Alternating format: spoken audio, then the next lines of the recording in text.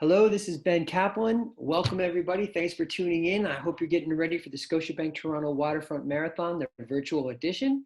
I'm super excited about what we're doing today. I've got a great guest for our Expo Talks. I want you to meet Simran Jeet Singh, who's got a new book he wants to talk about and who's got a legend of the game who cut his teeth on the Toronto Waterfront Racecourse. Tell us what you're about. Hi, everyone. Hi, Ben. Thanks for having me. My name is Simran Jeet Singh. I am a writer and an activist and a scholar. I'm based in New York City. And the new children's book is called Fauja Singh Keeps Going. It's with Penguin Random House. And it's the true story of the oldest person to ever run a marathon.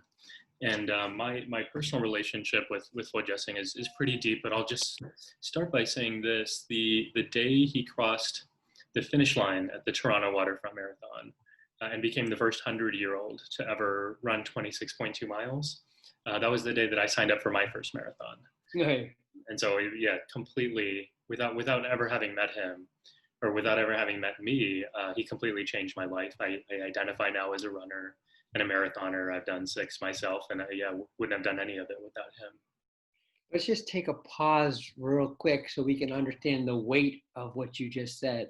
You're saying Fauja Singh was 100 years old and he ran a real wire-to-wire 42.2 kilometer marathon?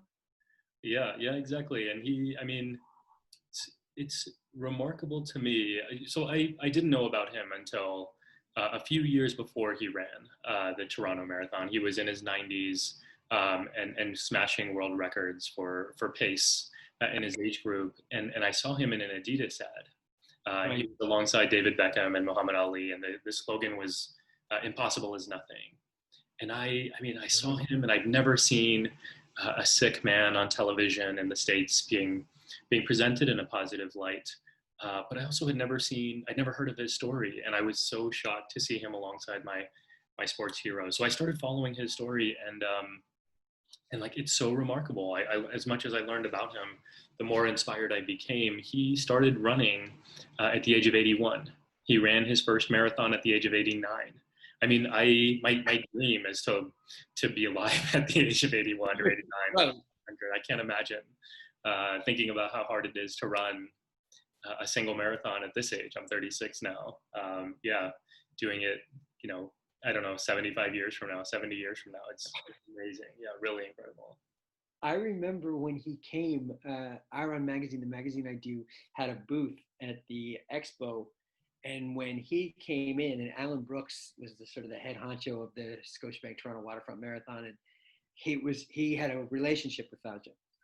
And when he brought him through the expo, the waves parted, and you sort of saw this man, and he had a bearing, and he was humble. I spoke to him. People would come up, and you just sort of like you want a chance to. It's funny to say this during the coronavirus, but almost to touch him because it's just it baffles the mind. But he had a bearing to him that was gracious, humble, appreciative. Didn't put himself. I'm sure if David Beckham or Muhammad Ali were to occupy that space in real time, there's security, there's this, that, and the other. What do you think in doing your research is the secret to his success? Well, I think that's part of it, right? What you just described. I think it's the first time I met him. I had a really similar experience, actually. Like I haven't really had many moments in my life where I've put someone on a pedestal and then I've met them and they've met expectations. Right. Like that's when I first met him in 2014. So this was 3 years after he finished the Toronto Marathon. And he was energetic. He was kind. He was compassionate. He was funny. Like he was really funny.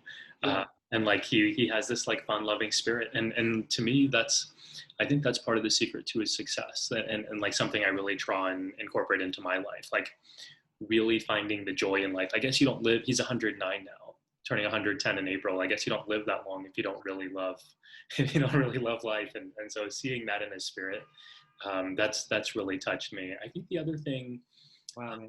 that really that really resonates with me and the way that I'm trying to raise my kids, and especially as a runner, are these ideas of and the values of resilience and persistence. Here's somebody who had all sorts of challenges all throughout his life.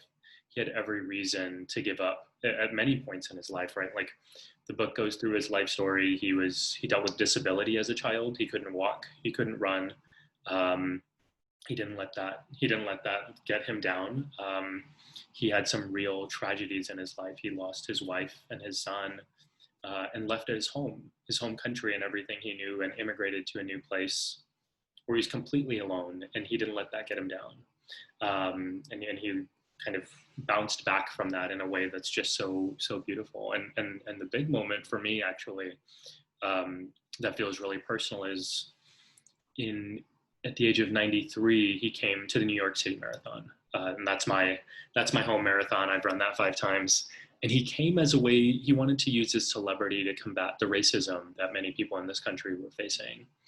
And he had his worst performance ever in that marathon, and he fell again into deep despair. He wanted to quit. He felt like he had let everyone down, and without that perseverance and resilience, right? Like, it's so easy to let that go, but he had built up this integrity in his life that, like, I'm going to pursue no matter the pain of it. I'm going to pursue my goals. And so I just find so much power in that as a person in the world and as a runner, like, there's so much inspiration to take from someone's story like that. And it's really changed my life. I like your concept of talking about it as a dad. Why don't you show me the book? Because I have a feeling that, like, when the story touched you, that this is almost for your kids, lessons for your kids, that they see, like, what do you want to teach them? Okay, you want to teach them, say please and thank you. You want to see them, okay, look both ways when you cross the street, and, like, whatever, don't throw rocks, my son. But also what you want to teach them is something about grace, something about the sticky stuff. It's a little harder to explain. Show us, man. What really hits home for me, so, like, Fauja Singh's had this great impact on me as a human being, but his story, I think, is perfect for kids because it gives them the opportunity to connect with people who are different from themselves. And as somebody who's been working in the space of social justice for a long time, and I know this is something that people in the running community feel passionate about. For sure. What we find in his story is the opportunity to find the humanity in people who are different from us, and who don't look like your quote unquote real runner, right? Like, we have stereotypes in our heads of what an athlete looks like, what a runner looks like, and to have somebody who's 100 years old, to have someone with a long beard and brown skin and a turban, like, that does something really different. So, I mean, it is a story about perseverance and resilience and diversity, but it's really, to me, the power of it is teaching our kids to see and find connection in people of all backgrounds, right? Here is somebody who is disabled. Here is somebody who is an immigrant. And with so many negative messages that we're receiving constantly, and that our kids are receiving constantly, this is a powerful antidote to that. So this is the book. The illustrations, I think, are beautiful. This is Wow. This is Fauja Singh at the finish line at the Toronto waterfront. Wow. That's the triumphant moment where he's got the 100. He's 100 years old. He's got the 100 front, and his team name that he wears on his shirt is 6 in the City. So yep. Right. He's got that illustrated on his gear. So yeah, it's just a beautiful story. I mean, he says, and I think one of the things that is really true for him and true for a lot of marginalized people is learning to find inner confidence when people outside of you set expectations and set limits on you. So it says on this page, as he's running the Toronto waterfront, as he ran, Fauja thought about all the things people had said he would never do. They said he couldn't walk, but he did. They said he couldn't farm, but he did. They thought he was too old to run, and yet here he was running 26.2 miles at the age of 100. Fauja had never been more sure of himself. He hoped that children and adults everywhere would see him take on this difficult challenge and persevere with grace, something he'd learned through his faith. it's like it's filled with these life lessons. Yeah.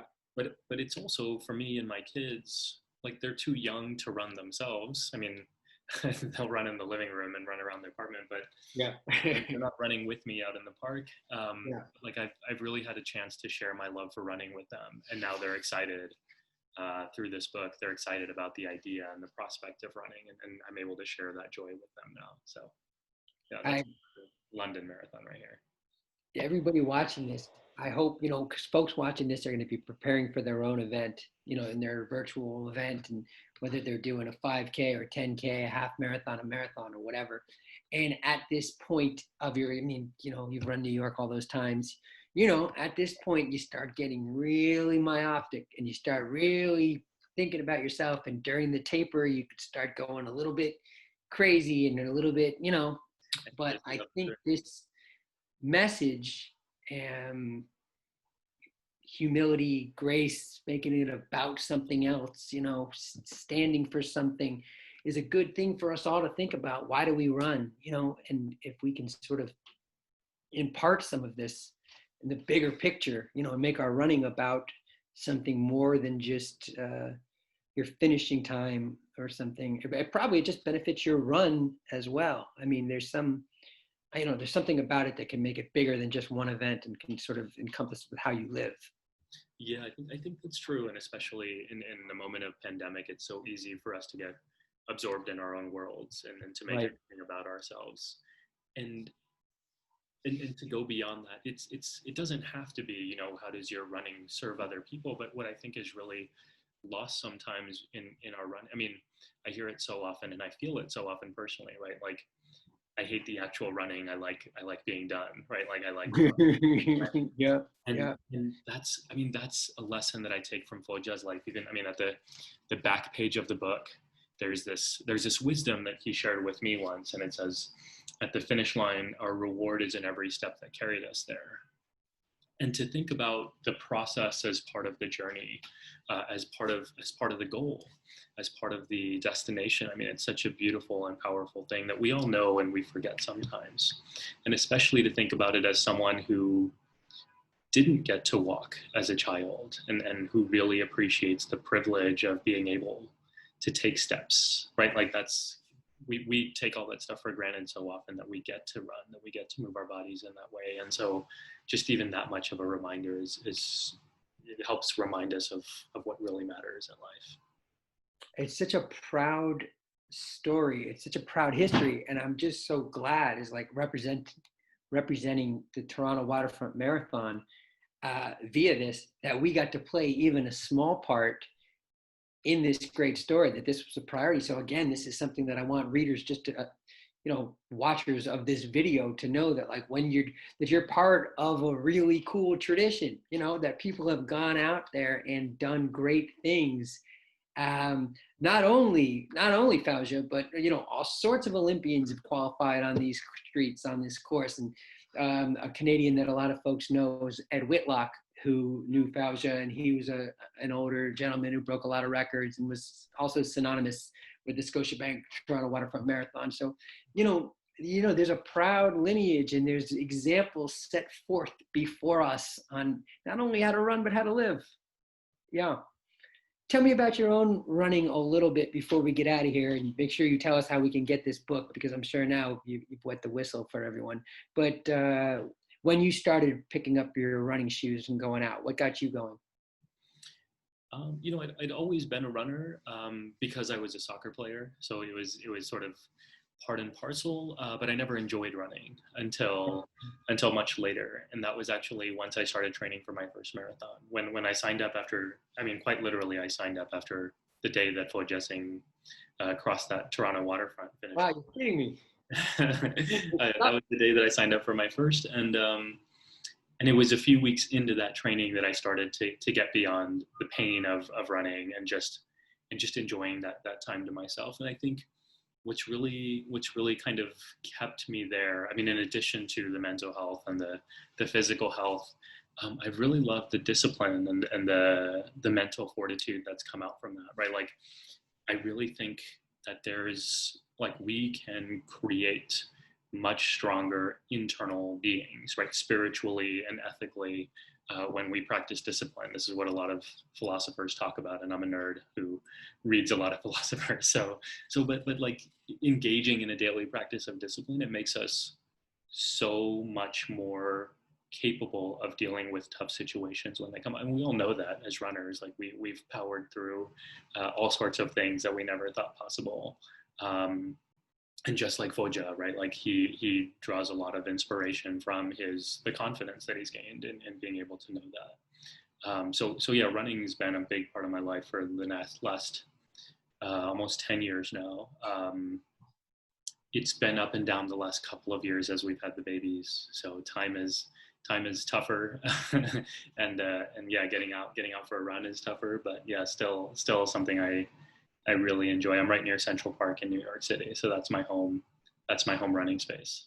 Nice, nice. Well, man, listen, I could just hear you talk forever. All these different things that you said. I love when the running can be about more than just who's got the newest Adidas sneaker or something. Sometimes we get bogged down, which is part of it and which is fine. It's good to go as fast as you humanly can, and it's good to get the best sneakers you could possibly afford and all of that. That definitely has a place. But I think to sustain it over time, it should nourish more than just, I don't know, personal best racing times. It's nice when it becomes a little bit bigger than that. Tell me, do we want to get the books right now? Everybody watching, where do we get them? Oh, thank you. They're available everywhere. Chapters, Amazon. I mean, your local independent stores are always the best. But it's Penguin Random House, so fortunately that means it's everywhere. The title is Fauja Singh Keeps Going. Yeah. The true story of the oldest person to ever run a marathon. So available everywhere books are sold. Hey, and if we want to follow you, where can we keep up with this and get to hear more wisdom from you? I hang out a lot online. So my handle on all accounts is sickprof, SIKHPROF, sickprof. Thank you. Thank you for your time. This has been Ben Kaplan. We are doing the virtual expo this year for the Scotiabank Toronto Waterfront Marathon. Thank you, man. I love this. I appreciate it. Yeah, thank you, Ben. Really appreciate it. Take care. Godspeed.